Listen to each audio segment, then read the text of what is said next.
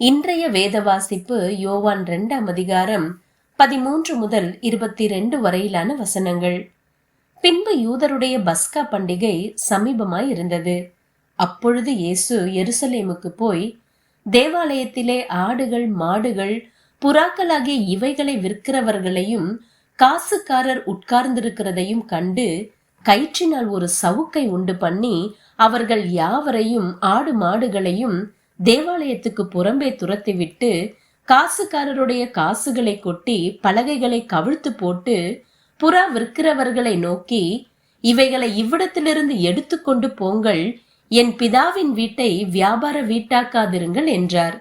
அப்பொழுது உம்முடைய வீட்டை குறித்து உண்டான பக்தி வைராக்கியம் என்னை பட்சித்தது என்று எழுதியிருக்கிறதை அவருடைய சீஷர்கள் நினைவு கூர்ந்தார்கள்.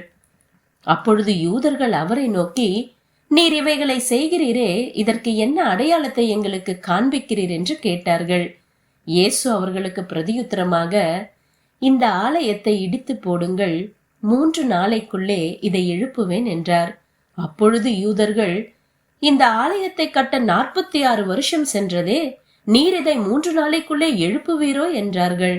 அவரோ தம்முடைய சரீரமாகிய ஆலயத்தை குறித்து பேசினார். அவர் இப்படி சொன்னதை அவர் மரித்தோரிலிருந்து எழுந்த பின்பு அவருடைய சீஷர்கள் நினைவு கூர்ந்து வேத வாக்கியத்தையும் இயேசு சொன்ன வசனத்தையும் விசுவாசித்தார்கள். இன்றைய நற்செய்தி பின்னோக்கி வாசித்தல். ஒரு நல்ல நாவல் புத்தகத்தின் கடைசி அத்தியாயத்தை முதலில் வாசிப்பது என்பது அக்கதையின் சுவாரஸ்யத்தை உடைக்கும் தவறான ஒரு முயற்சி. ஆனால் அக்கதை எப்படி முடியும் என்பதை சிலர் தெரிந்து கொண்ட பிறகும் அதை சுவாரஸ்யம் குறையாமல் வாசிக்கும் சிலர் இருக்கின்றனர்.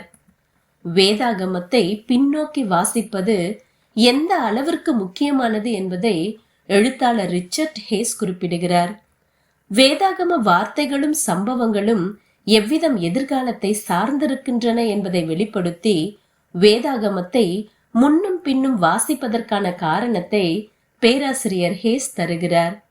உடைக்கப்பட்ட ஆலயத்தை 3 நாளைக்குள் எடுப்பித்து கட்டுவேன் என்று இயேசு சொன்ன காரியங்களை அவருடைய உயிர்த்தெழுதலுக்கு பின்னரே சீஷர்கள் விளங்கிக் கொண்டனர் என்று ஹேஸ் குறிப்பிடுகிறார். அப்போஸ்தலனாகிய யோவான் அவரோ தம்முடைய சரீரமாகிய ஆலயத்தை குறித்து பேசினார் என்று சொல்லுகிறார்.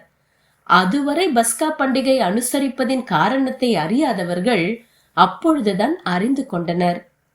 ஒரு பண்டைய ராஜாவின் ஆழமான உணர்வுகளுக்கு இயேசு எவ்வாறு முழு அர்த்தத்தை அளித்தார் என்பதை பின்னோக்கி பார்த்தால் மட்டுமே அவர்களால் புரிந்து கொள்ள முடியும்.